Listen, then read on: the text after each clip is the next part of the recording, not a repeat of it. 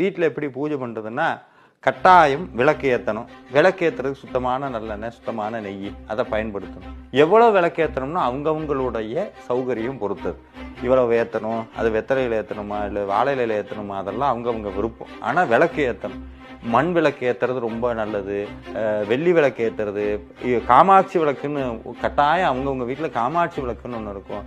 குத்து விளக்கு ஆனால் விளக்கு ஏற்றணும், நல்ல எண்ணெயில் ஏற்றணும். அது ஏற்றும் போது திருப்புகழ் பாடணும். அந்த விளக்கு தான் ஒரு வீட்டினுடைய தெய்வமே. விளக்கு தான் சாமி வரக்கூடிய வடிவமே. இப்போ அந்த விளக்கு ஏற்றும் போது திருப்புகழ் பாடி விளக்கு ஏற்றணும். சிவமங்கள ஜோதி நமோ நம, தூய அம்பலலீலா நமோ நம, தேவ குஞ்சரி பாகா நமோ நம, அருள் தாராய். இதை சொல்லி அந்த தீபத்தை ஏற்றணும். அப்புறம் எப்பவும் போல சாமிக்கு நெய்வேத்தியம் பண்ணுறதுக்கு பாலோ பழமோ என்ன கிடைக்குதோ அதை நெய்வேத்தியம்.